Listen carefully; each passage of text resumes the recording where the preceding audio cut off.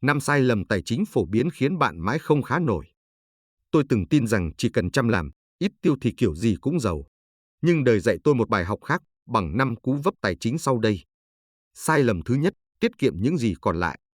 Tiêu trước, tiết kiệm sau, một tư duy nguy hiểm. Mỗi lần nhận lương, anh Quân, một đồng nghiệp của tôi, đều ăn mừng bằng một bữa buffet. Hết tháng, trong tài khoản còn đúng vài đồng. Anh ấy bảo, tháng sau tiết kiệm sau, tháng này nhiều việc quá. Và tháng sau cũng vậy, năm sau cũng vậy. Sai lầm thứ hai, mù mờ tài chính cá nhân. Không biết mỗi tháng tiêu bao nhiêu, còn lại bao nhiêu. Chị Hằng bán hàng online, một tháng kiếm gần 30 triệu, nhưng luôn hỏi, không hiểu tiền đi đâu hết. Sau 2 năm, chị vẫn ở trọ, không có sổ tiết kiệm nào. Vì mỗi tháng chỉ nhớ mình tiêu tạm vài thứ, mà không hề ghi lại đồng nào. Sai lầm thứ ba, không đầu tư. Chỉ gửi tiết kiệm và sợ rủi ro. Có một anh bạn từng bảo tôi, đầu tư là đánh bạc, tao để tiền trong két an toàn hơn. 5 năm sau, giá trị 100 triệu của anh ấy vẫn nằm đó, trong khi người khác đầu tư đều đặn, dù ít, đã vượt xa. Không đầu tư chính là để tiền, chết.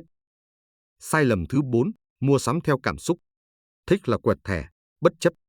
Hồi mới lãnh tháng lương đầu tiên, tôi mua ngay đôi giày gần 3 triệu, dù chưa biết mang đi đâu. Một tuần sau, tôi phải mượn tiền ăn sáng. Cảm giác cay đắng lúc đó khiến tôi nhớ mãi bài học, đừng để cảm xúc quyết định ví tiền. Sai lầm thứ 5, không học về tiền. Nghĩ rằng tài chính là việc của người giàu.